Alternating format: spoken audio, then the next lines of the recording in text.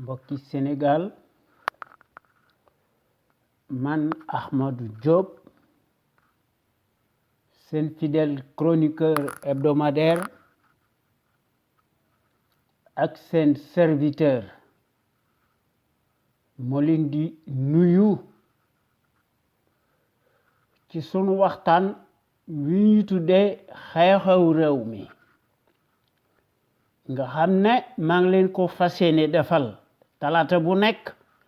bu ma fi yàlla bàyyee bu leen fi yàlla bàyyee à partir de 17h GMT heure de Dakar soit 19h heure de Paris xam ngeen ko duutu leen ko jaawatle ñu leen koy defal à travers les ondes de notre radio Sunu Kër FM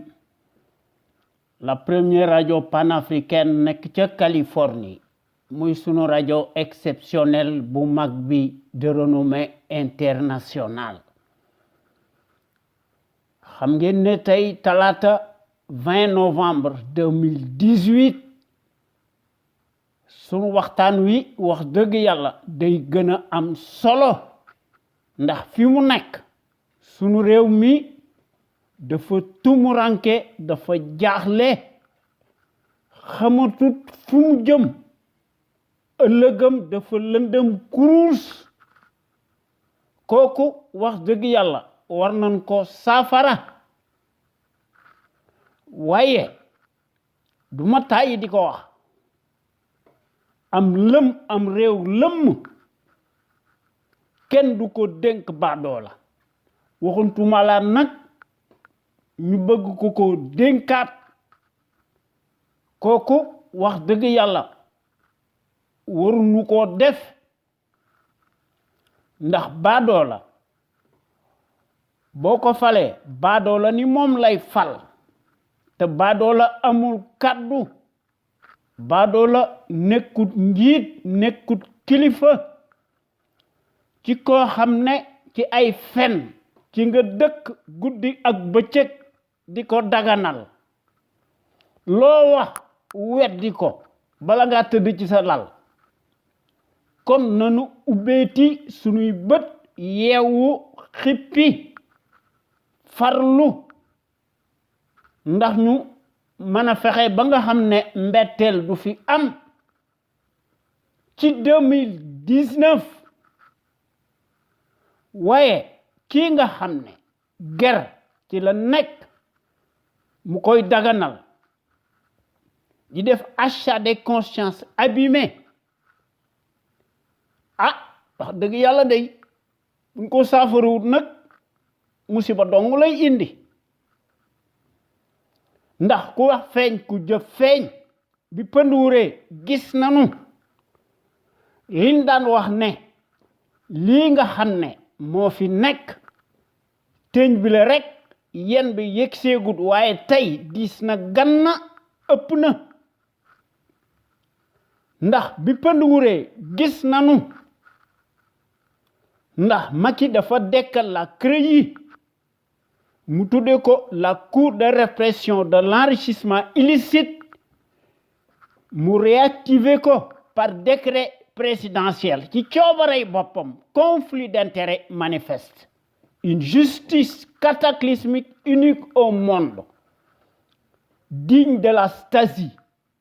totalement illégale juridiquement moralement et politiquement nekkut lu dut bu ndey wax dëgg te yàlla tax te ñépp gis nañ ko ndax ku bëgg a gis da nga gis ku bëggut a gis nag xam ne sa affaire la am nañ ci droit ci seeni droit waaye buñ ko seetloo ba seetlu ko gëstu ko jàngat ko dafa nekk lu dul une arme politique de guerre confiscatoire à la démocratie et aux libertés fondamentales de conscience kon di xalaat di réélire le caniche de l'Occident kooku wax dëgg yàlla c'est saugrenu manifestement dafa nekk un casus belli ci koo xam ne loolu nga doon naqaral tey day daganal ak ndëngteem loolu mooy le label d'une gouvernance ethnique mooy talisman mooy parrainer la transhumance moo nekk tey son tempo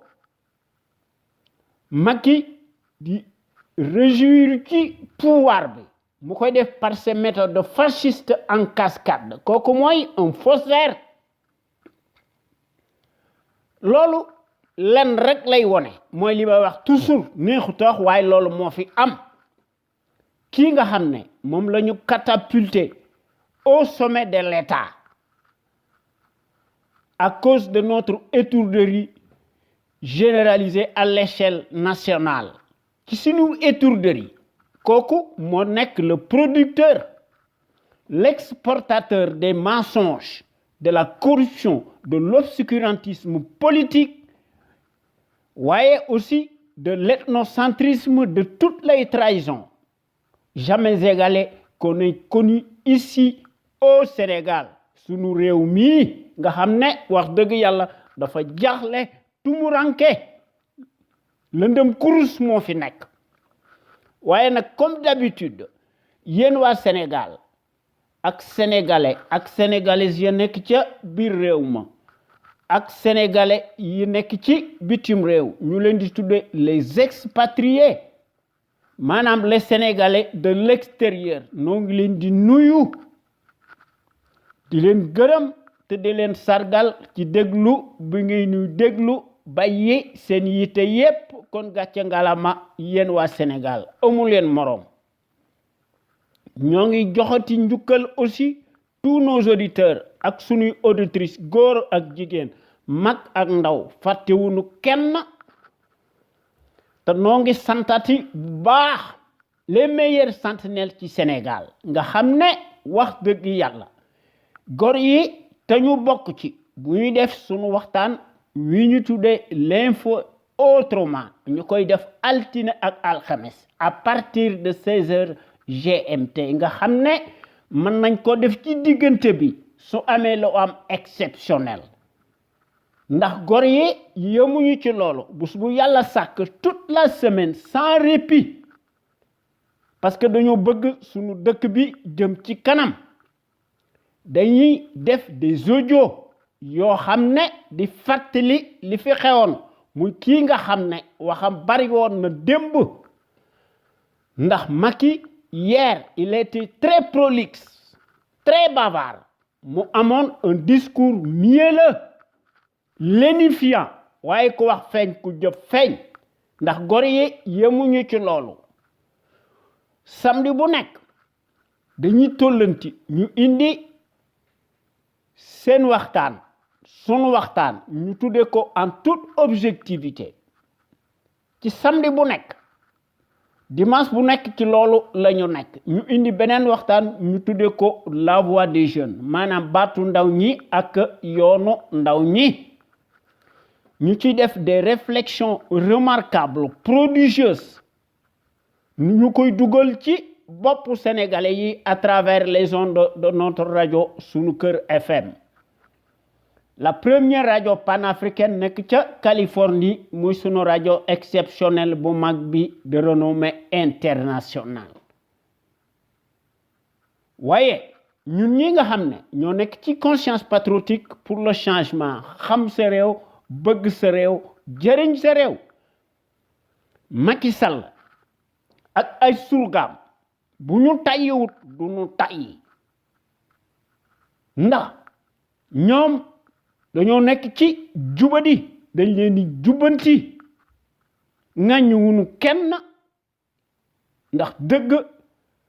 mënta neex lu mën a metti dañ ko war a wax loolu la yàlla digle ak yonent bi ak sunu sëriñ su baax si nga xam ne ñoo tëdd ci sunu dëkk bi contre pouvoir ak contradiction ak séparation des pouvoirs dafa baax ci ab dëkk dafa baax ci sunu dëkk bi waaye badolo bi daf koy tere te démb coowam bari woon na moo doon occuper tous les plateaux de télévision à l'échelle planétaire internationale fen yu mag la def ndax ñépp xam nañ ne buñ dee wax dëgg rek te yàlla tax sans la liberté kenn mënut a tabax lu jag lu solide kon nunu mën a def nanu fexe ba réformer impérativement le régime présidentiel totalitaire tel qu'il est conçu en Afrique ndax ñu man fee indi un régime parlementaire bi fi newoon te Senghor jalgati woon ko sur ndigal colonial waaye fi mu nekk tey jii bi pënd wuree ñun ñëpp a jaaxle dañoo tumuranke sunu dëkk bi tuq suban la saañ ba reer daay gu jeex beneen daay ñëw une dictature qui tourne à plein régime, belle pagaille,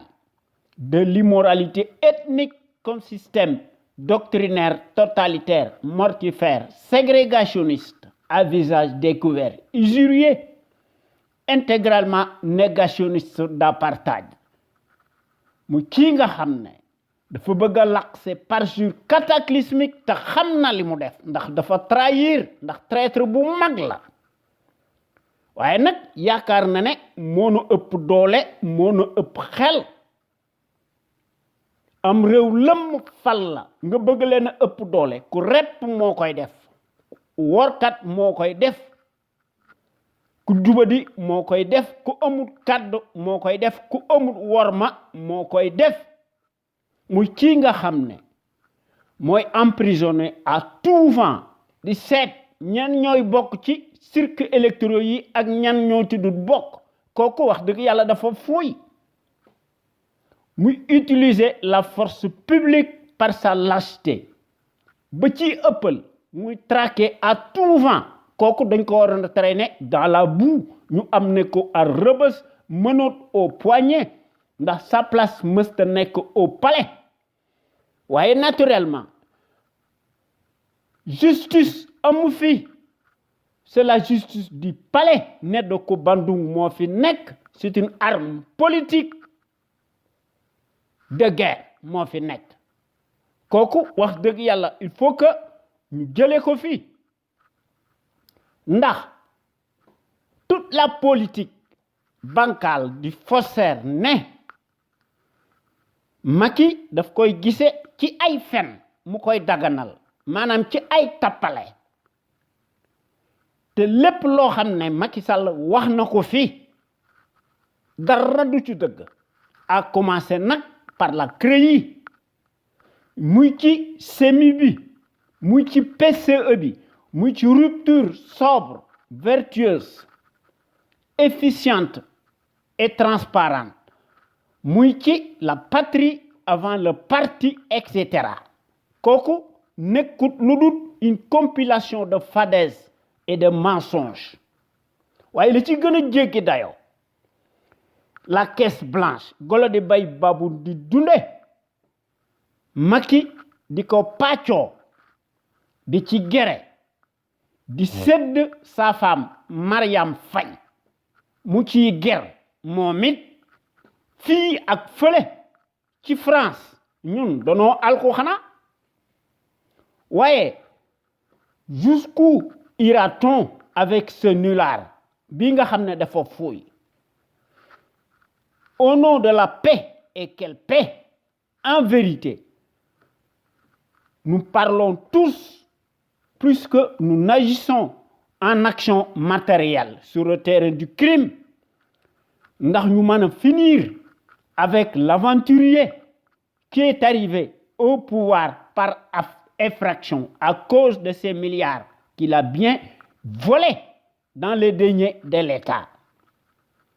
Est-ce que mën nañoo nangu nekk des esclaves de l'esclave, des locaux d'armes et jusqu'à quand? waaye Macky Sall annoncé na la couleur ndax ci la dëkk ndax wax na ko ci discours bancal bi nga xam ne ci Paris dafa bëgg a sàcc bu ñu defu ndànk dana taayewu son propre score digne de lui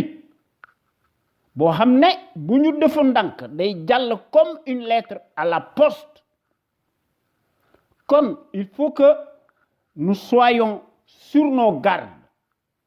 Il faut que nous soyons vigilants. Ndax rupture amu fi jubadi moo fi am bànneexu fuuy moo fi nekk te loolu wax dëgg yàlla nu ngi koy naqarlu ndax en Afrique des fascistes des traîtres de service soumis le pouvoir dafa nekk lu dul une affaire de famille et de clan. Évidemment, le suffrage universaliste tel qu'il est conçu en Afrique n'est pas source de démocratie, mais d'escroquerie et de banditisme. Comme il faut que nous amendions le régime autoritaire présidentiel, nous remplacer par un régime parlementaire. Te lolu ki nga xamné moma la doon nakarlu débb bi mu nekkoon en mauvaise posture te moom ci boppam kuy sàcc moo la dàq sàcc kuy jubadi moo la dàq jubadi kuy dëng moo la gën a dëng moom ci boppam 2000 yorut ñaddërëm 15 musu koo yote da doon xoslu di xar mat ci sunu digg bi ci sunu dëkk digg bi ci sunu digg dëkk bi ci capitale sénégalaise bi sunu capitale bi moom ci boppam en moins de 8 ans il s'est bassement enrichi de façon scandaleuse. Koko, moi, la face cachée du tonitruand en chair et en os. Kon koko dafa fouy. Mom ci bopam mo don wax ne buñ ko falé président de la République du dugal mukk mokam wala rakam wala wa kërëm dans la gestion de l'État. Koko dafa katch yu mag yu ëpp nak ndax lu ëpp touru. Ndax ku ñu jiñ dem nga génne yére liir ci suñu dëkk bi lu ñuy jiñ yaa ko def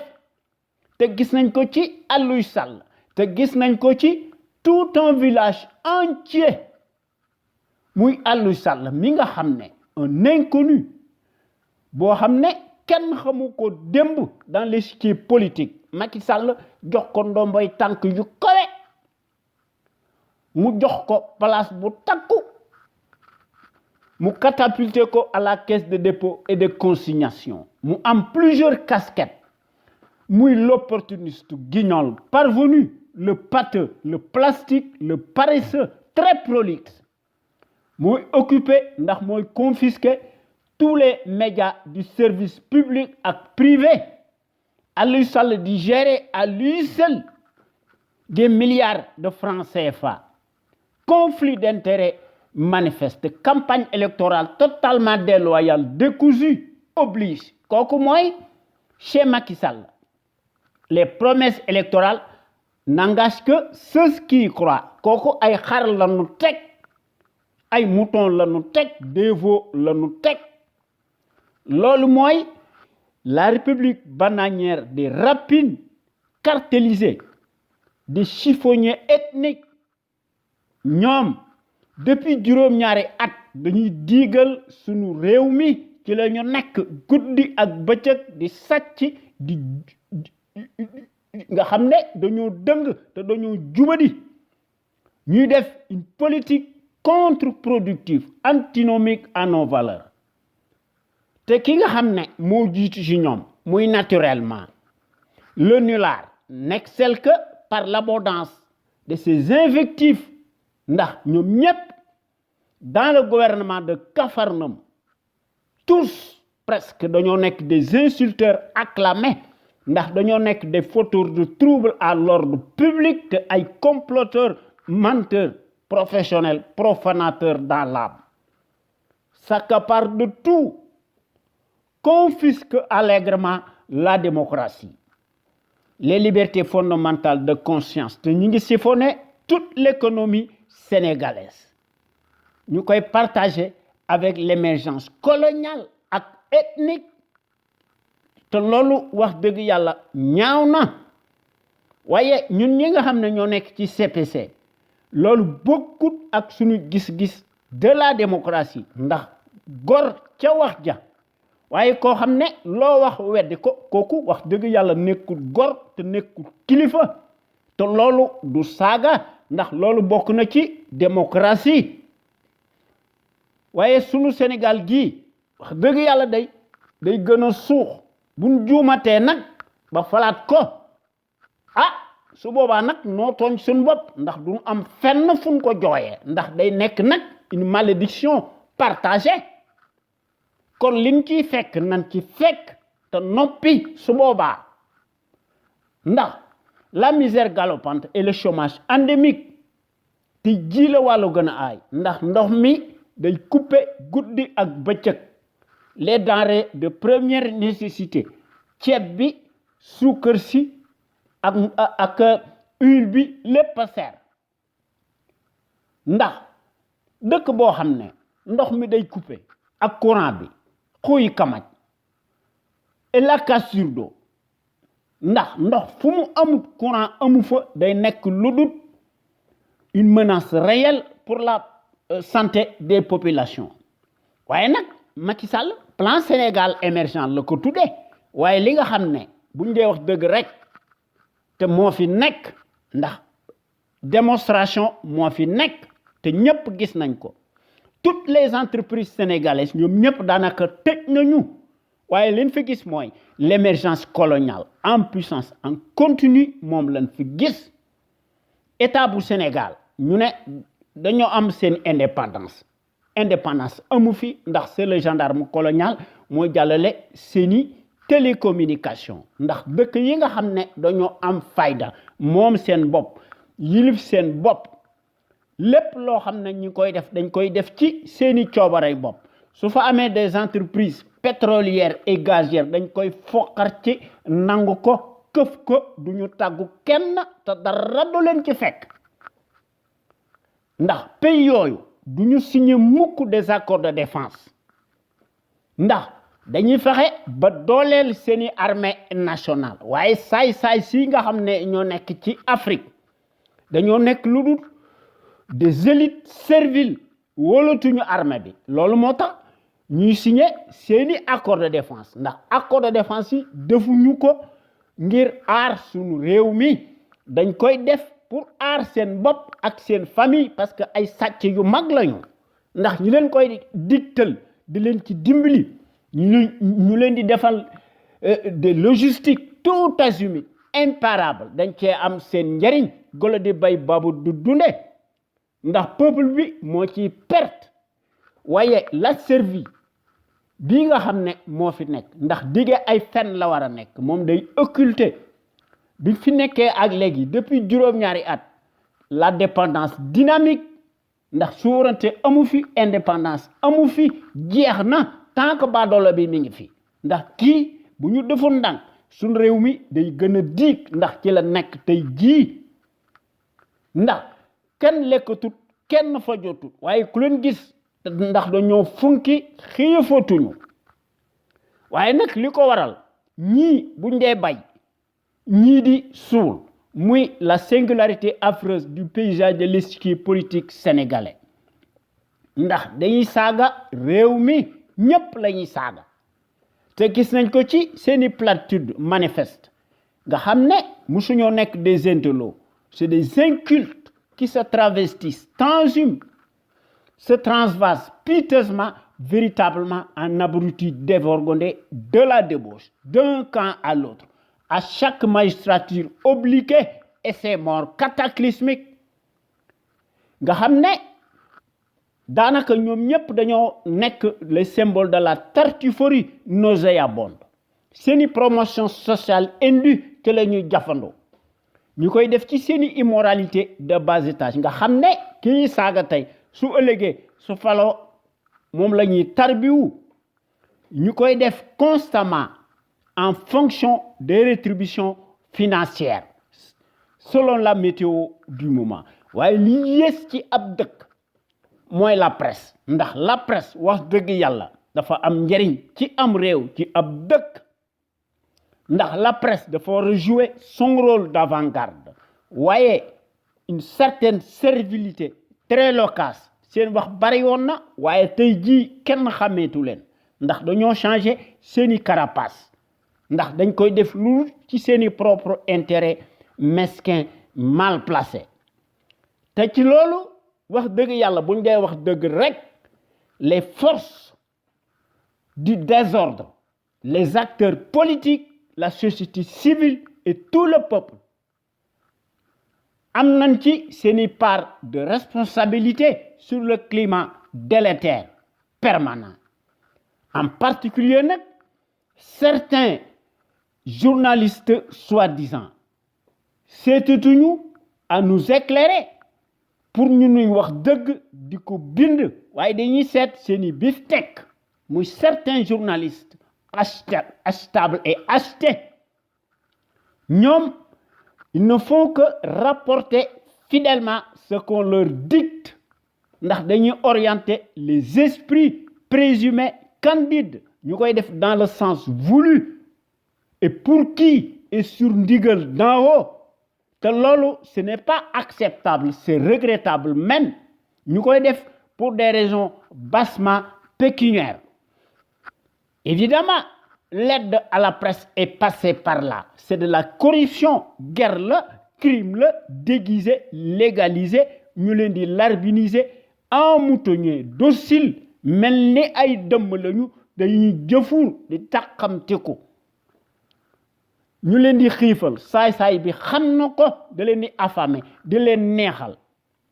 ñuy yalwaan. Évidemment comme ni ko Gorée di waxee la dépendance politique et financière de la presse dafa nekk une menace réelle à la démocratie te loolu moo leen fi gis sur l'affluence nauséabonde corrompue jusqu'à la lie amuñu benn moralité peu ou prou ndax ñii nga xam ne seen wax bari woon na démb bi fi Abdoulaye Wade nekkee tey kenn xàmmeetu leen ndax une certaine servilité nauséabonde pantouflarde affamée par définition pourrie de la tête aux pieds dañ yalwaan di yore seeni këll qui s'offre piteusement à la place publique en se dégonflant nga xam ne parce que engraissé dañuy prêter bés bu yàlla sàkk le flanc c'est une servilité farandole boo xam ne qui se passe éperdument de la déontologie professionnelle journalistique ñoom dañuy piétiner allègrement délibérément les traitements objectifs des informations indispensables se cramponnent et se complaît dangereusement ci seeni bassesse dégoulinante dañuy contenté wu ci li leen digtal ñu koy exécuter bassement et lamentablement ñu leen koy defal le couteau sur la gorge loolu moo tax suñ réew mi tardé ñu leen koy defal en échange ci miettes yi nga xam ne baadolo bi daf koy sàcc dans les caisses de l'État te loolu ñaaw na ndax c'est triste pitoyable honteux même waaye nag évidemment réew moo xam ne député yi bariwul ñu leen di considérer comme une minorité mécanique qui s'oppose à tout kooku fascisme la autocratie la kon ku wax feeñ ku jëf feeñ te gis nañ ko ci discours Macky Sall ak ay dagam te ñiy wax loolu ils sont désertiques ndax dañuy ignorer la notion d'État ndax quand le gouvernement gouverne dans un pays civilisé matériellement à l'action l'opposition normalement naturellement s'oppose te loolu dafa dagan ndax le contre-pouvoir et la contradiction sont indispensables dans un État régalien waaye bii nga xam ne baadolo bi moo fi nekk depuis juróom-ñaari at suñu démocratie bi li fi amoon na ko su néew dafa jéggi dayo ndax Abdoulaye Wade bi mu fi nekkee ak ñoom Karim Wade lu ne yàq nañ leen ko dem nañ sax ba ne Abdoulaye Wade dafa dee ñu koy tam dëm ñu leen di traiter de tous les noms d'oiseaux waaye tey képp koo xam ne yëkkati nga sa kaddu nga nekk Sénégal nga wax dara Macky Sall doo fanaan sa kër de à la minute évidemment badolo bi nga xam ne day tagg le nazisme monétaire muy l'ingérence coloniale monétaire moom amul patriotisme te amul panafricanisme te amul fiscalisme évidemment kooku mooy déclarer la monnaie coloniale que les bonnes à garder kooku wax dëgg yàlla ay gaz la doon jox waroon na noo xam ne noonu rek lay mën a gouverner te gis nañu ñun ñëpp ndax yéen bi diis na gann tey ëpp na ndax 4 ans plus tôt Macky France nekkoon ci seeni élection muy fulminé di lakk suñu kérosène bi di sàcc suñu xaalis bi muy dépenser sans compter muy indi ci Paris une forte délégation kan moo koy fay le contribuable sénégalais astiqué jusqu'à Lali muy tuubal Nicolas Sarkozy di jébbalu ci moom di ko tarbiwu di seet lu ko neex Macky ne sèchement le retrait des troupes et bases militaires françaises relevait quelque peu d'un nationalisme mal placé, dixit le même homme, le fasciste qui le prouve aujourd'hui, plus que jamais sur le terrain du crime. Macky Sall moo nekk l'envoyé spécial colonial en Afrique attitré et accrédité à Dakar te loolu kenn dutu ko werante wala nga naafeq wala nga rambaaj ndax lu ëpp tuuru lu defu waxu lu ay di njambat man dama koy diingat personnellement lu ma ci fekk na ma ci fekk Sénégal moonu yitteel te moonu war a yitteel ndax mbir mi c'est une question du système de la constitution moribonde qu'on nous a imposé Senghor moo ko fi indi kon nañ ko fi jële ndax sunu Sénégal gi des intellos ñoo fi tëdd des soufis ñoo fi tëdd kon sunu Sénégal gi lu ñu mën a wax dafa mas a nekk un grand pays historique au point de vue du savoir pluriel et de la morale éternelle en puissance waaye en Afrique des traîtres des fascistes seen yoon nekkut ci loolu ndax ñooy tenir d'une main de fer seeni peuple ndax dañuy yore seeni article bidon ñu ciy jafandu te àdduna wërëngal këpp ci Afrique lañ ko gisee surtout nag kii nga xam ne moo doon naqarul démb ndax li mu doon naqarul démb moom lay def ndax daf koy def ci njariñu boppam kooku tey moo ñu invectivé di ñu offensé di fuuy buñ la falutoon doo nekk fi nga nekk nga tële di def amateurisme waaw di fuuy di utiliser la force publique kooku wax dëgg yàlla kooku du kilifa waaye ñun ñi nga xam ne ñoo nekk ci CPC noo ngi dingat bu baax la gestion népotique et gabegique du Sénégal par un parti politique une coalition de partis et une famille te noo ngi dingat bu baax suñu digg dëkk bi suñu digg penc mi l'accaparement des ressources du Sénégal par une seule famille paresseuse ak son clan nga xam ne baadolo bi dafa fuuy amul ay teggin njëriñu boppam rek ci la nekk évidemment comme en Afrique le pouvoir est une affaire de famille et de clan mu takkal toute sa famille paresseuse ak son clan mu jox leen des postes de haute stratégie kooku affaire corporatisme la ethnique sans éthique ni équité mu jox leen ndombay tànk yu kawe dans toutes les structures de l'État comme si les compétences et les expériences des CV bidonnés de ramassis se mesurent à l'aune des mêmes patronymes particuliers d'un village entier plus qu'un village entier même kooku tey moom la Macky Sall di gouverner kon gouvernance ethnique moo fi nekk lu fi jiwoo jeexul jógu fi kii amul kàddu te amul worma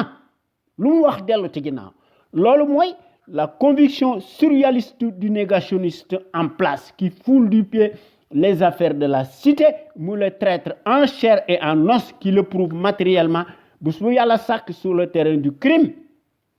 par sa petitesse d'esprit qui veut que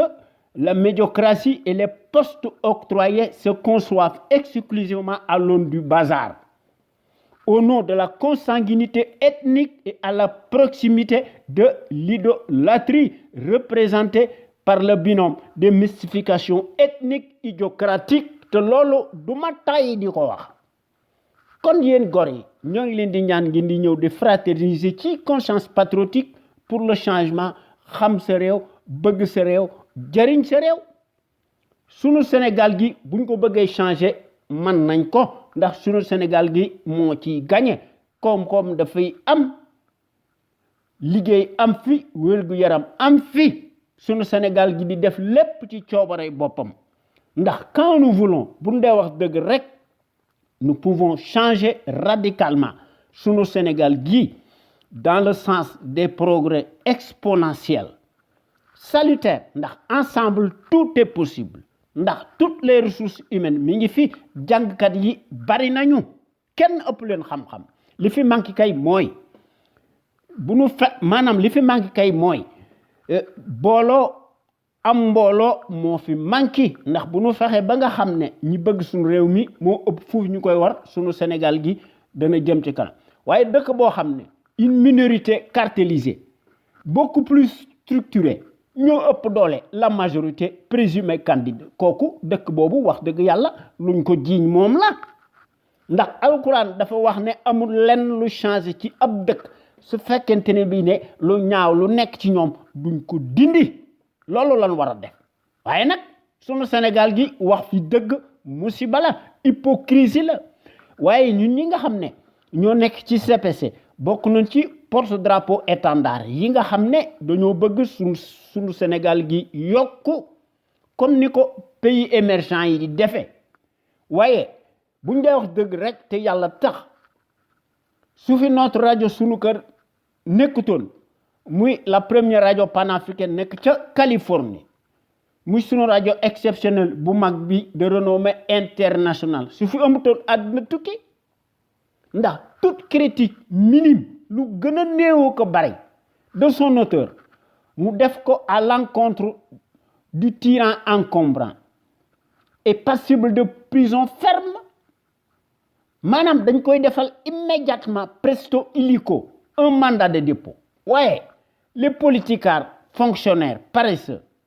mercenaires alimentaires ñoom dañuy sëgg noppi dañuy xam noppi ay hypocrites dañu tous dañoo nekk accroupis se transforment en sarabande des vers de terre muy le symbole maléfique des traîtres baveux unifiés dans l'âme nga xam ne dañuy boire sans répit le calice jusqu'à la lie du haut de leur rang et qui vivent en toute impunité sur l'épaule de la République ñu dund ci mbagum sunu réew mi nga xam ne bés bu yàlla sakk dañuy naan kati jantabe ne tarisse pas d'éloge à l'égard du fasciste en place lequel apparaît n'avoir jamais de défaut mais rien que des qualités mon œil c'est suspect te gëmuñu ci dara maanaam ñu koy def ci seeni propre intérêt mal placé ndax en Afrique des fascistes les élites traîtresses africaines ñoom dañoo nekk sous satellite du précaré colonial francophone nga xam ne seeni intérêt dañ koy pàccoo ndax ki lay dimbali day ëmb sa sangal waaye ñoom seen yoon nekku ci loolu moo tax suñu Sénégal gi tardé waaye kii nga xam ne moo fi nekk baadoolo yi nga xam ne dañuy yore seeni këll ak di tàll seeni loxo di tagg sàcckat bu mag bii nga xam ne woorkat bu mag la te dafa bew te dafa fuuy xam ngeen ne un fonctionnaire si riche n'est jamais synonyme de patriotisme kooku mësta nekk un kilifa moom ci boppam xam na ko mësta nekk un chef d'État encore moins un président de la République waaye dafa nekk un indigne chef de parti politique cliniquement clanique te wane na ko ci suñu digg penc mi suñu digg dëkk bi kooku mooy le pion Macky Sall en chair et en os nga xam ne moo jiite le label du foutoir nga xam ne dañ ko doon peindre faussement hier nga xam ne dafa nekkoon en mauvaise posture ñu ko doon peindre sur les défroques victimaires de l'heure ci 2012 et sous la baguette magique de la référence propagandiste mondialiste de l'arbitraire nga xam ne cette presse-là dafa nekkoon en jointure ba tey jii avec le vacarme hystérique de la servilité endogène en place waaye aujourd'hui plus que jamais le larbin continue de jouer bu baax sur le piano américano-français au lieu que mu répondre à nos attentes pressantes du ko def waaye il passe tout son temps à restreindre drastiquement davantage la liberté d'expression waaye li ci gën a doy waar day acheter les consciences abîmées muy sàcc alalu sunu Sénégal gi ñu teg leen maanaam ñi nga xam ne dañ leen di jënd ñu leen di considérer comme des notables waaye dañoo nekk des notables de l'heure waaye nag évidemment koo xam ne day sàcc di commander du matériel de guerre de répression nga xam ne les populations sénégalaises siphonnées astiquées ñu leen di considérer comme un matelas financier ñu leen di cribler d'impôts et de taxes de toutes sortes ndax ñooy fay le plus fort kooku wax dëgg yàlla su réew mi baadoolo bi buñ ko tegaatee nag ci suñ réew mi day suux nag buñ dee wax dëgg kon il faut que ñu changer sunu Sénégal gi en tout cas ñun ñi nga xam ne ñoo nekk ci conscience patriotique pour le changement xam sa réew bëgg sa réew jëriñ sa réew dañoo considérer ne sunu Sénégal gi wax dëgg yàlla nu nu mën a def il faut que ñu teg ko dans la bonne direction en tout cas ñun ñi nga xam ne ñoo nekk ci CPC ci loolu la ñu nekk ndax sunu Sénégal gi dañoo war a fexe ba nga xam ne que nous soyons maîtres de notre propre destin ndax c'est à ce prisme-là que sunu Sénégal gi mën a retrouver sa dignité ak sa plénitude ak son rayonnement boo xam ne moo koy def librement sur des bases voulues ñu koy def à l'instar des nations émergentes waaye du ma tàyyi di ko wax hier comme aujourd'hui depuis 14 ans notre radio sunuker.com qui est à l'avant-garde et à la pointe du combat juste et pour l'émergence du Sénégal debout et fier de l'être sunu rajo bi mësta nekk ci les chantiers battus ndax sunu rajo bi wax dëgg yàlla day proposer du neuf ndax sunu rajo bi day briser les tabous ndax day bousculer les idées reçues te day innover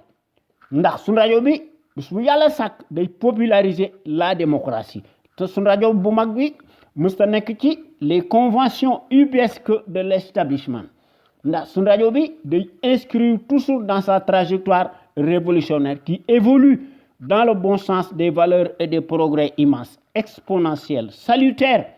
et indispensables pour que nous soyons capables d'assurer le destin de notre pays sur des bases voulues, en toute indépendance, en toute logique et en toute conscience. Ndax qu'on le veuille ou non, n'en déplaise aux turiféraires de la pestilentielle, alignés, abîmés, notre média est devenu un phénomène de société qui reste plus que jamais le seul à aborder librement les sujets les plus variés qui sont considérés comme la loi de l'omerta, en particulier nag la gouvernance politique, bancale, ethnique que les médias du service public ak privé ñëmu ñoo aborder thème yooyu parce que daanaka majoritairement dañoo nekk des instruments alimentaires politiques monopolisés par le pouvoir calamiteux tortionnaire te gis nañ ko ci seeni silence coupable ndax amuñu patriotisme te amuñu fiscalisme te amuñu civisme waaye nag suñ rajo bu mag bi mooy mottali seeni ndëngte ndax suñ rajo bu mag bi bés bu yàlla sàkk day def des innovations multiples tant par la qualité des informations qui sont publiées à travers notre site sunuker.com que par les analyses pertinentes des sentinelles sénégalaises nga xam ne ñoo ciy wax ci sunu rajo Sunuker FM l'avant-garde du civisme et du patriotisme te loolu noo ngi koy def en toute humilité ndax kooku dafa nekk une exclusivité de notre site sunuker.com la première radio panafricaine de renommée internationale ci Los Angeles ndax vous ne trouvez nulle part ailleurs de telles informations capitales utiles les plus importantes, si diverses et variées par leur qualité éminemment prouvée, surtout celles qui relèvent incontestablement de la géopolitique qui contraste parfaitement avec la platitude de la servilité en place. Nous embellir le bilan chaotique du négationniste ethnique révisionniste et dont l'immoralité maladorante sans égal, exceptionnel et substantiel à son ADN. Évidemment, dans ces conditions, il n'y a rien d'étonnant de la part d'un professionnel, menteur professionnel en la matière, qui ment plus qu'il ne respire. Te waroon na ko ci Paris ndax sunu Sénégal gi ne sortira jamais de la pénombre et du guêpier infernal auquel nous sommes confrontés depuis 7 ans. Kon nu nu mënal def, il faut que nous régler le compte du traître encombrant. Nous régler aussi le compte des traîtres yi nga xam ne ñoo nekk une bande de fripouilles alignés ñu leen di talibaniser ndax suñ rajo bu mag bi lu nu mën a wax un panel d'intellectuels d'hommes et de femmes ñoom ñëpp dañoo nekk de gros calibre doués et en matière grise s'expriment librement en toute connaissance de cause en toute logique et en toute conscience ndax bés lu yàlla sàkk dañuy démontrer magistralement et manifestement seeni capacité intellectuelle ndax dañoo nekk des têtes bien pleines ndax dañuy décortiquer di décrypter l'actualité politique et internationale ndax bés bu yàlla sàkk nelewuñu dañoo yeewu kaat ndax dañuy font part de leur expertise sur les produits toxiques chimiques notamment nag les faits divers scientifiques sanitaires socio-religieux et politiques, sans oublier les incivilités patentes dont sont coupables les politicards véreux qui ont manifestement failli à leur mission régalienne. Nga xam ne dañoo ubbi la boîte de Pandore à certains citoyens égarés par leur manque de conscience ndax dañuy soulager wu publiquement et piteusement aux abords des bâtiments. Loolu li koy wone lenn la ab dëkk su fekkee ne njiit amu fa du côté du pouvoir politique ñoom it dañuy nekk ci seeni anarchie ndax c'est logique ndax tout se tient en politique lépp mooy ànd kon soyons donc plus nombreux ngeen di déglu gor yi yore seeni xalima ak seeni audio ñu publier ko à travers les ondes de notre radio Sunu Kër FM la première radio panafricaine nekk ca Los Angeles ci Californie muy sunu rajo exceptionnel bu mag bi te dara du leen ci fekk ndax sunu rajo bu mag bi moo nekk la rajo la plus populaire qui reste plus que jamais l'éternelle cheville ouvrière des sentinelles sénégalaises aux vérités implacables aux bras d'acier inachetables et qui font constamment preuve d'analyse pertinente sans complaisance ne souffrant d'aucune ambiguïté sur la chose publique au Sénégal ndax sunu Sénégal gi soo ubbee l'actualité politique bi da ngay jaaxle te sa sunu bopp yépp day metti tellement que l'actualité politique bi day senn di siit ndax day gën a marqué wu de plus en plus du ñu xam fan la ñuy commencer ak fan la ñuy teeral dañuy seet li nga xam ne mënuñu koo ñàkk bañ a wax ñu wax ko ndax bu ñu bëggee wax lépp wax dëgg yàlla duñ ci génn kon li nga xam ne daal ñun ñi nga xam ne ñoo nekk ci conscience patriotique pour le changement xam sa réew bëgg sa réew jariñ sa réew li nga xam ne daal moo ñu yitteel il faut que nous unir rassembler autant de patriotes sénégalais ak sénégalaises autour d'un idéal commun pour cela nag il faut que ñun ñëpp ñu indi ci une détermination sans faille indi ci patriotisme indi ci civisme ku ne indi ci sa xalaat bu rafet ñun ñëpp ñu indi ci notre ténacité le tout nag ñu indi ci démocratie participative à l'échelle nationale li nga xam ne mooy jën wu mag wi muy la volonté politique maanaam de chaque sénégalais ak sénégalaise fu mu mën a nekk ci adduna bi ñu fexe ba nga xam ne sunu Sénégal gi dafa war a nekk le phare de la démocratie plein développement économique politique militaire financier am fi sunu Sénégal gi mën a aar la sécurité de ses frontières aériennes et terrestres ndax ku lay dimbali day ëmb sa sangal te loolu du ma tàyyi di ko wax ndax jàngkat bu mag bi nga xam ne moo fi nekkoon téere mi du jeex buñ ko bëggee gis ko ndax moo ñuy éclairer moo nekk sunuy lampe muy Cheikh Anta Diop le visionnaire hors pair l'éternelle figure de proue charismatique de gros calibre homme d'honneur le kamit panafricain daf daan masa wax ne l'Afrique doit opter pour une politique de développement scientifique et intellectuel et y mettre le prix Sa vulnérabilité excessive des 5 derniers siècles est la conséquence d'une déficience technique.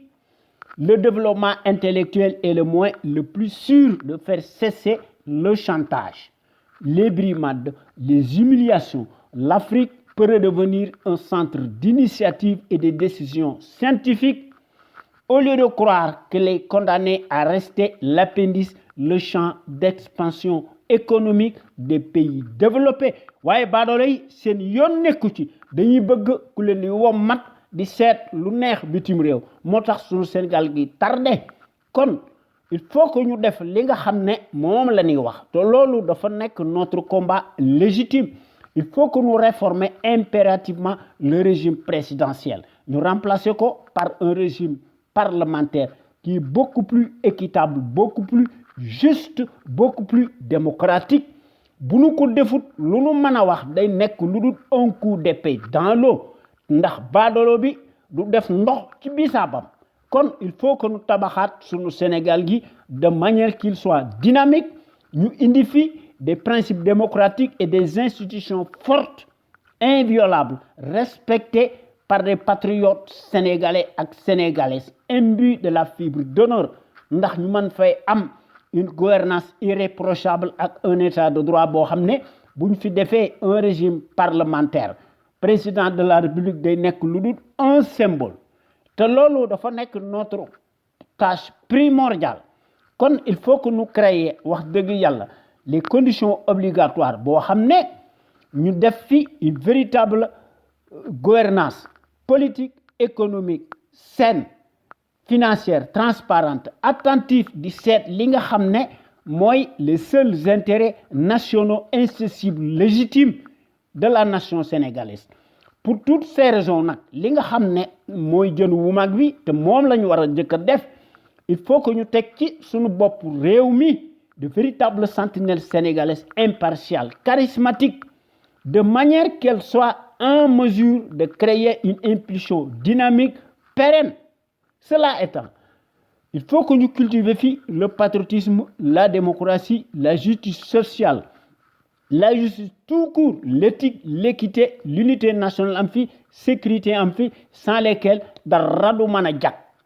waaye ñun ñi nga xam ne ñoo nekk ci CPC ñun li nga xam ne daal moo ñu yitteel te ci la ñu jafandu bu soobee yàlla il faut que nous rehausser l'étendard de nos valeurs. Pour cela nag nous devons nous inspirer et puiser dans le trésor inestimable de nos valeurs hommes d'honneur yi nga xam ne dañoo nekk des soufis des hommes d'honneur ñu jàngale seen xam-xam dans nos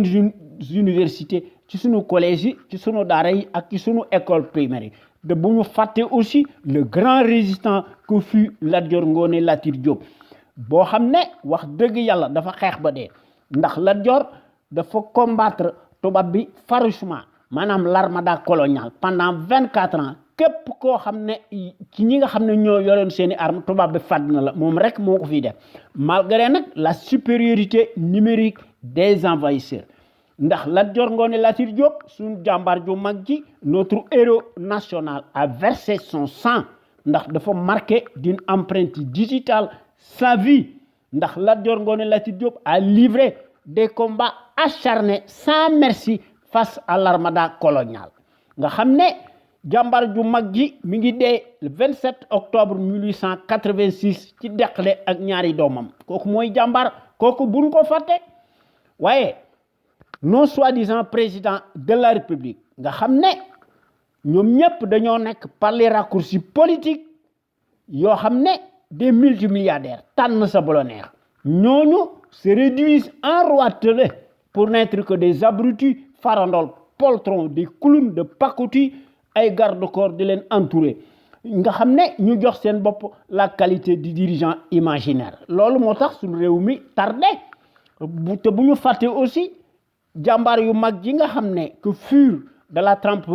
de Cheikh Anta Diop ak Mamadou Diack Sy encore ndax boroom xam-xam yi bari na fi bu ñu ko seetee dañ ko gis kon nañu cultiver le civisme chez les populations ndax le civisme moo nekk le réflexe décent de tout citoyen responsable qui a sa place dans la société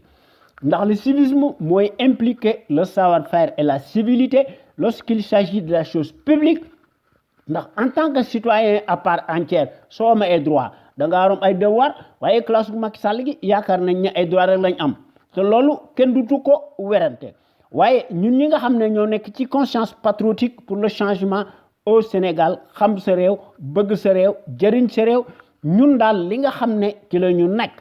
dañuy fexe ba nga xam ne ñu yee nit ñi ndax bokk nañ ci l'avant-garde des consciences yi nga xam ne dañuy éveiller exclusivement nit ñi sur la chose publique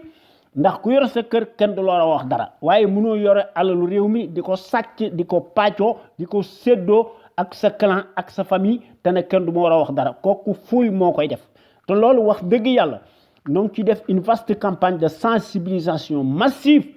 de manière que chaque citoyen sénégalais ak sénégalaise fu mën a nekk ci àdduna bi dafa war a am le devoir moral de s'armer de son bulletin de vote seet ki nga xam ne dafa jub xoj kenn musu koo taqal ci dara ginnaawam set na biiram set na fan la jóge fan la jaar ñu woteel ko librement en toute logique en toute conscience et en toute indépendance seet ki nga xam ne moo défendre l'intérêt général su fekkente ne bii ne scrutin am na waaye loolu du ma tàyyi di ko wax ndax kii nga xam ne muy Macky Sall ay carte moo tax mu falu gëw ma ne ay carte moo ko fi jële ndax dafa fuuy ndax Macky ci loolu la masa nekk ndax Macky Sall moo nekk le chantre et l'animateur et le pourvoyeur des achats de conscience abîmés leneen moo ko fi jële ndax Macky est réfractaire à la démocratie kon il faut que ñu utiliser le rapport de force ndax en Afrique des fascistes l'issue des scrutins de pacotille ñu ngi ko jouer toujours dans la cour des voleurs en bande organisée ndax les scrutins de pacotille day nekk lu dul une affaire boo xam ne affaire administrative la boo xam ne ñu ngi ko jouer dans la cour des voleurs en bande organisée kon li fi nekk rek moo fi nekk ndax day passer comme une lettre à la poste ndax le suffrage universaliste tel qu'il est conçu en Afrique chez les faussaires ñoom du ñu génn mukk ci pouvoir bi par les urnes parlantes nga xam ne il faut que ñu contraindre kon baadolo bi par la force de façon que mu mën a abdiquer lui-même ndax bu ñu ko defut dara du mën a xew ndax Macky day considérer les cirques électoraux nga xam ne mu koy def à l'instar des fascistes nga xam ne le scrutin de pacotille day nekk lu dul une simple formalité administrative te loolu il faut que ñu jëlee ko fi ndax du ma tàyyi di ko wax sunu Sénégal gi yaakaaruma ne mën naa génn ci les contingences mondiales obligatoires spécifiques à chaque peuple ndax sunu Sénégal gi mën a yilif boppam ndax mu mën a opérer une véritable rupture nette yoo xam ne wax dëgg yàlla ñëpp koy gis ndax day feeñ bu baax yokkute am fi liggéey am fi wér-gu-yaram am fi waaye notre rajo sunu kër FM la première rajo panafricaine nekk ca Los Angeles muy sunu rajo bu mag bi de renommée internationale sunu rajo bi moo nekk la rajo la plus crédible par son patriotisme actif ndax sunu rajo bi dafa am des qualités exceptionnelles ndax la qualité est avant tout un état d'esprit qui vise à l'excellence yokkute am fi ci jëf ak ci jikko won ko askan wi bu leer naññe te loolu kenn dutu ko werante ci sunu rajo bi te loolu kenn dutu ko werante ci les véritables sentinelles sénégalaises qui s'expriment librement en toute indépendance en toute logique et en toute conscience ñu koy def sur des bases voulues ndax ñooy compenser par leur esprit alerte la bassesse et la médiocrité d'une certaine classe politicarde plutocrate multimilliardaire des raccourcis politiques ndax les sentinelles sénégalaises qui s'expriment librement à travers les ondes de notre radio sunuker.com ñoom ñëpp bu ñu dee wax dëgg te yàlla tax dañoo am une logique crédible patriotique nationaliste bien placée yoo xam ne ñu ngi ko distiller peu à peu dans les consciences sénégalaises pour que sunu Sénégal gi aille de l'avant ndax sunu Sénégal gi topp ci sur la trajectoire des grandes nations émergentes nga xam ne ku leen tooñ ñu diggaale koog yow bam saf loolu moo ne notre radio sunu kër la première radio panafricaine de renommée internationale quant à elle historiquement et présentement bu ñu dee wax dëgg rek te yàlla tax elle est la référence exemplaire et à la différence d'une certaine servilité achetable de référence s'accommode mécaniquement et hystériquement par la désinformation et la manipulation n'agit qu'au doigt et à l'œil du régime capitulaire négationniste et de son chef, valet nègre de service, menteur professionnel en place. Notre radio sunuker.com, fidèle à elle-même, naturellement, dans sa ligne éditoriale qu'on lui connaît, reste plus que jamais le rempart de la démocratie réelle qui porte par excellence la marque du support médiatique sénégalais, le plus libre pour son indépendance plausible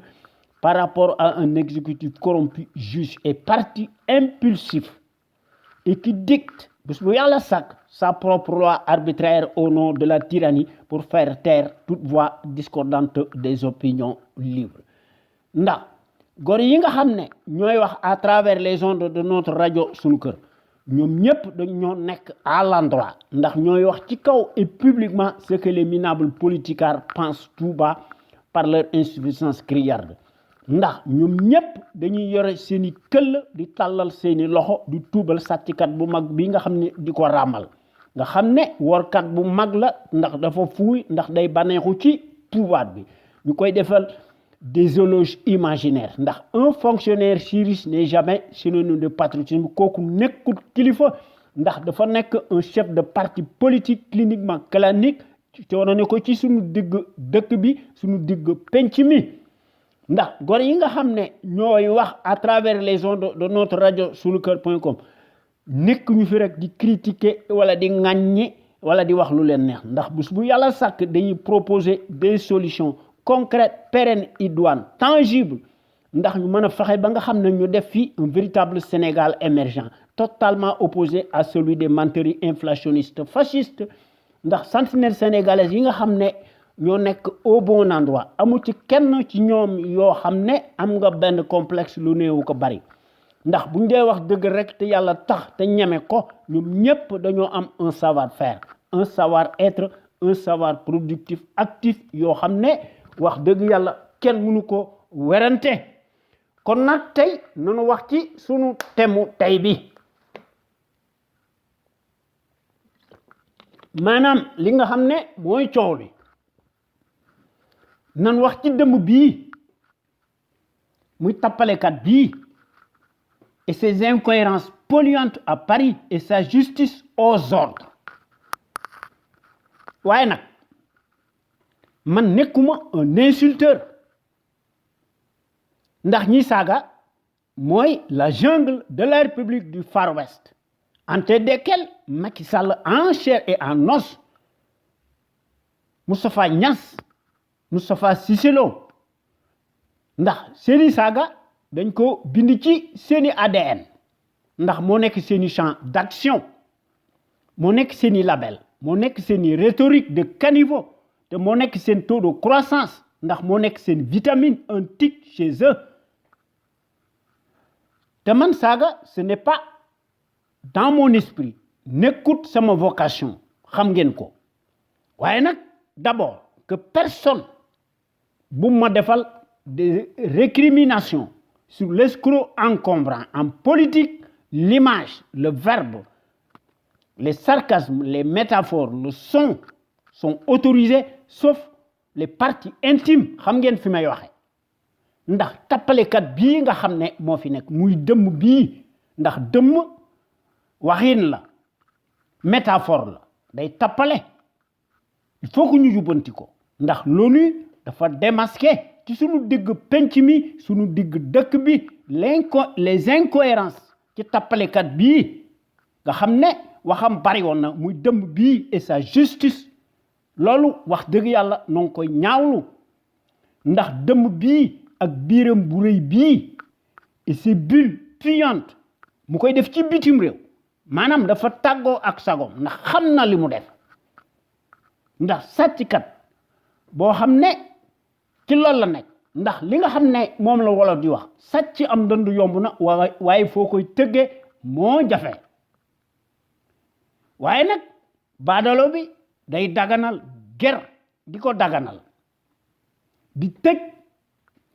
di seet xajji ak seen di seet ñi muy tëj ak ñim du tëj kooku nekkut palaasam dañ ko jox waaye nag li gën a jéggi dayoo ci Macky Sall day duufal waa këram di leen takkal ndomboy tànk yu kawe di leen aar waaw maanaam ñu koy raamal Macky di seet ci coobarey boppam ci ay tappale nga xam ne mu sàcckat bu mag bii kii nekkul gor kon yellewut palaasam biñ ko jox fi mu nekk ndax moom ci boppam ci loolu la masa nekk autrement dit li nga xam ne moo ne ci sunu digg dëkk bi kii nga xam ne moo nekk au palais méritéwut palaasam ndax moo doon lato la rupture sobre vertueuse transparente et efficiente moo nëy mbir moomu comme tant d'autres maanaam grosse arnaque la de mensonge compatible mu koy def ci coobarey boppam maanaam Macky dafa am des sautes d'humeur de mauvais aloi ndax ci loolu mooy son taux d'ADN waaye li nga xam ne moo ne ci sunu dëgg-dëkk bi nga xam ne mooy coolool ndax daay gu jeex beneen daay ñëw waaye nag dañuy indi ay contre-feu en bande organisée mooy que ne quoi que l'on puisse dire les dérives de la justice capitulaire de Macky Sall sur le procès cataclysmique de Karim Wade se prolonge directement sur celui de Khalifa Sall ndax affaire boobu affaire jubadi la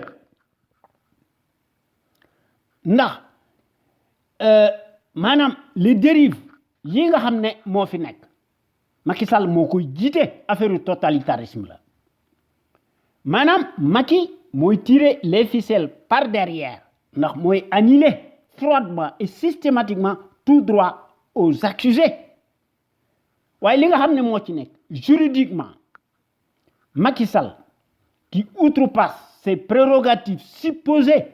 amut droit de gracier unilatéralement Karim Wade ndax amut la faculté juridique de le déporter manu militari et en catimini au Qatar en tant que sénégalais à part entière bu ñu dee wax dëgg rek te loolu bu ñu ko seetloo ba seetlu ko dafa nekk une faute politique cynique arbitraire comme si le Sénégal est devenu étrangement sa propriété privée exclusive ndax lu ëpp tur te li nga xam ne Macky Sall def na ko maanaam dafa déporter Karim Wade ba pare mu gracier ko te amuñu droit ndax ki nga xam ne moo waroon laaj ñu gracier ko kooku amul benn courrier boo xam ne bind na ko loolu kon rien que ñaari mbir yooyu dañoo nekk de dérive déjà de trop maanaam Macky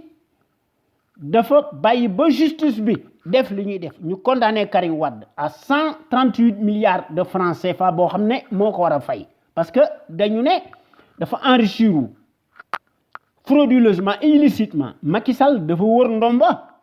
ñii tuddee attekat yi nga xam ne ay kàcc la waaw loolu la Macky Sall def te loolu nekkul démocratie c'est ça la démocratie absolue au Sénégal selon l'entendement du faussaire en chair et en os kon bu ndey wax dëgg te yàlla tax face à un lâche qui a eu un tel culot l'esprit rationnel s'attend qu'il fasse un référendum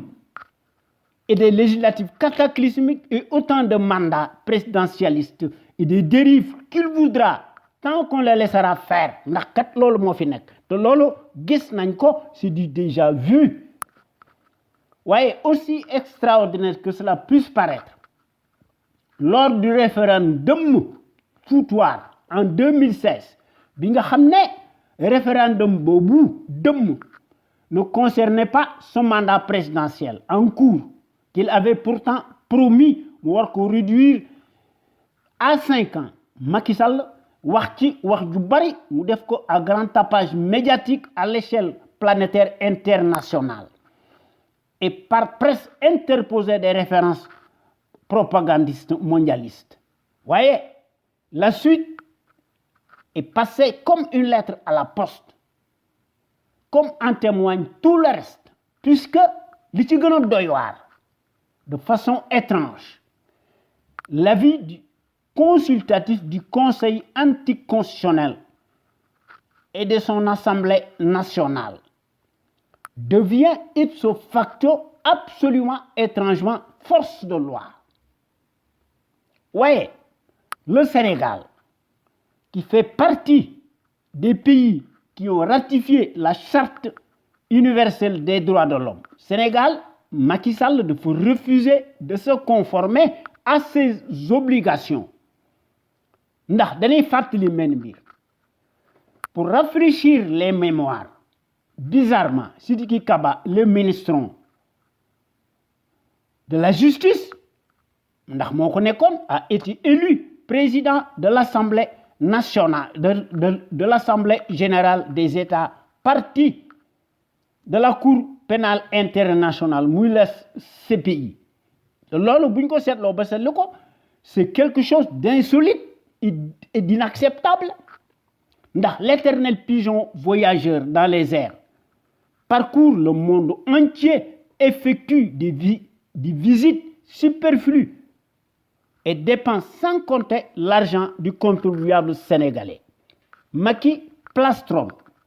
s'autoglorifie et collectionne à longueur de journée du prix loufoque qu'il commande lui-même et par derrière. Et ce, pour se donner une notoriété internationale imaginaire et pour des raisons de prestige cousu de fil blanc. Ouais, aujourd'hui, Macky se braque et change bizarrement son fusil d'épaule comme si rien n'était, se dresse contre la décision du Comité des droits de l'homme des Nations Unies.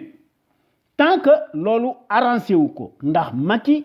rechigne d'appliquer la loi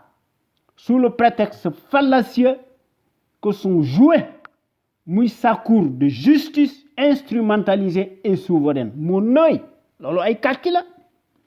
loolu mooy wane ne par ce refus qui n'en est pas un sous le règne du régime fantoche colonial le plus scandaleux de toute l'histoire du Sénégal mooy wane ne l'État Macky Sall est plus que jamais classé dans la liste rouge des hors-la-loi loolu kat moo fi nekk li koy wane mooy tout dictateur se définit comme un démocrate et gratifié n'est qu'un criminel, un vendu chouchouté, ne connaît pas le remords, ni le mal qu'il fait, ni la morale. Et peu importe que les récriminations tout azimut fusent, il s'en fout éperdument de tout.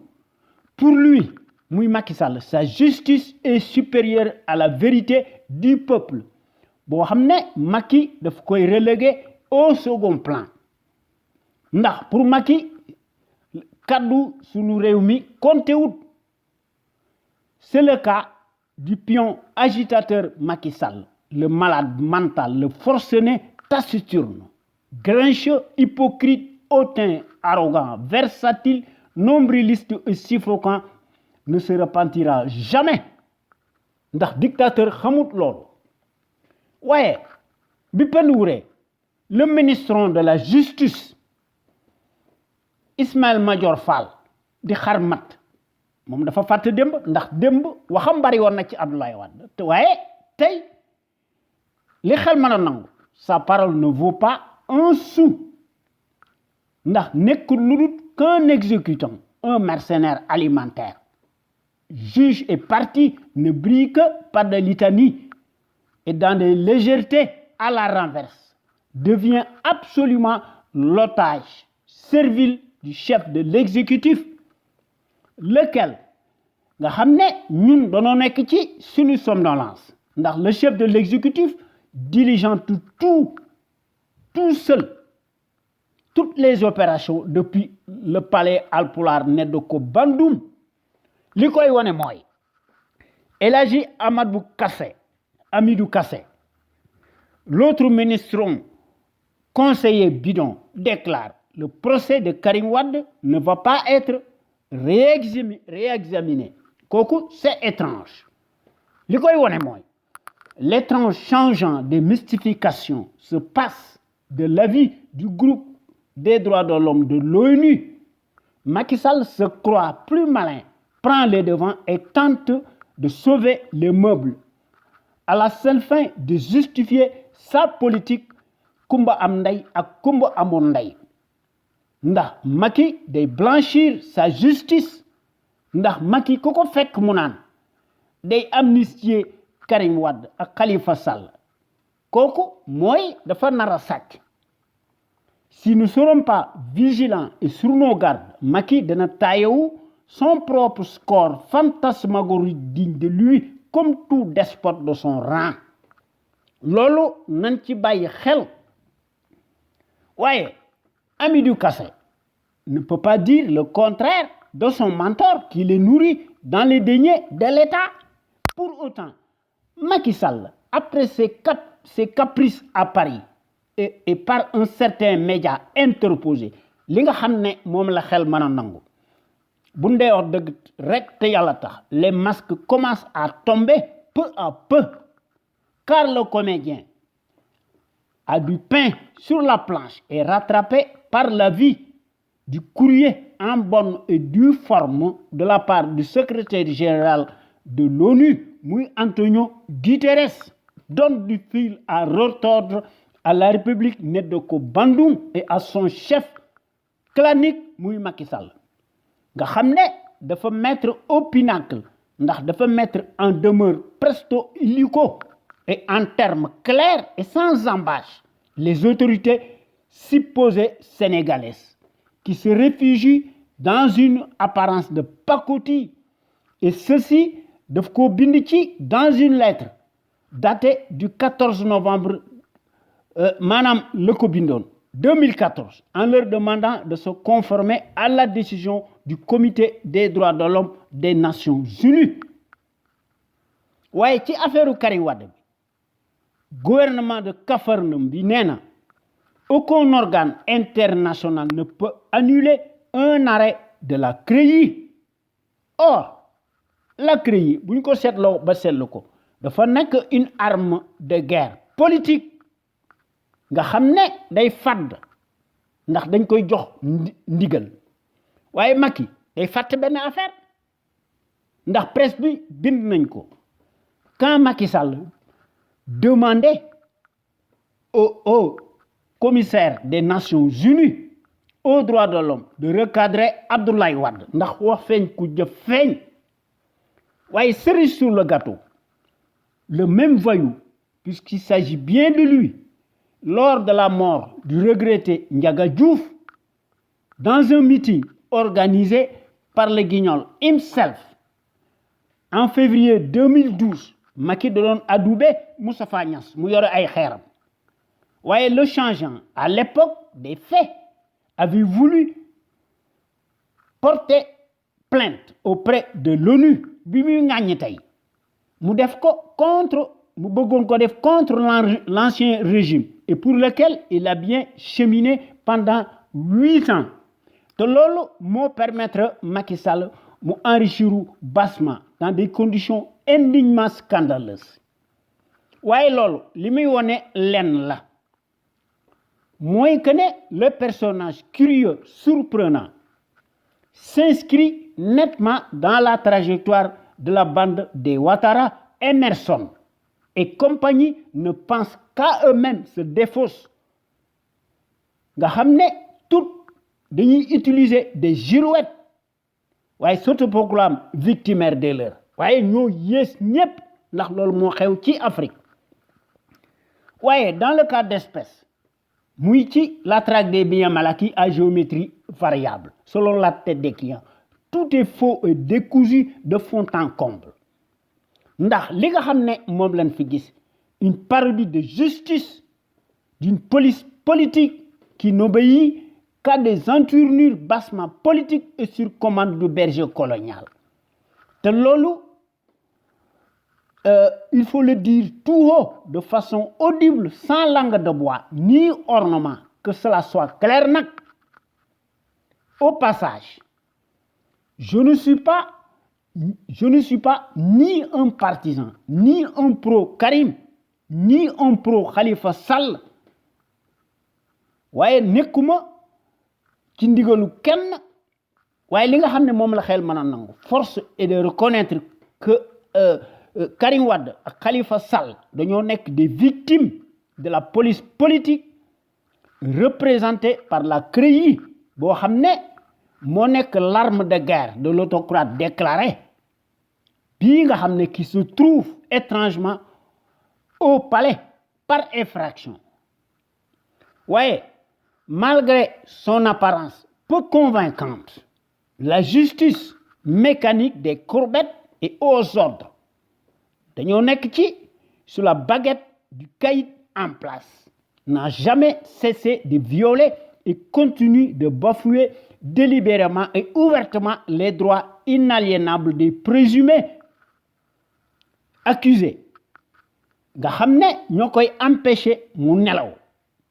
nga xam ne dañ leen a interdire ñu mën a concourir à la présidentielle de 2019 ndax sa justice bu Macky Sall s'est transformée bien en marionnette n'a pas dit le droit. C'est une justice qui est fondamentalement injuste à leur égard du début jusqu'ici. Cette justice-là, soi-disant, c'est totalement dégonflée, a manifestement failli à sa mission régalienne de fond en comble par ses manquements et ses dysfonctionnements arbitraires sur toute la ligne, n'a jamais respecté en aucun moment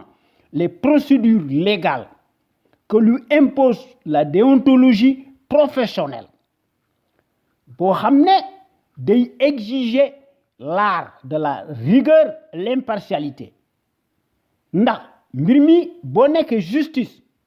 da nga war a am mu nekk la qualité indispensable d'un tel professionnel. Waaye apparemment le nègre de service n'a pas besoin de leur professionnalisme waaye da leen di laaj ñu mën a exécuter wu machinalement ndax ñu mën a conformer wu à la lettre ci li leen di bindiloo ñu leen koy defal la tête baissée et le couteau sur la gorge. waaye bépp juge wala bépp magistrat boo xam ne da ngaa bëgg a garder ton indépendance parce que da ngaa bëgg a libre dañ lay muter ailleurs ndax dañ lay fàtte ñu def Macky defal leen ko sans autre forme de procès te gis nañ ko ci certains juges indomptables en ont payé les frais et un lourd tribut. Loolu mooy wane tout simplement que ne la justice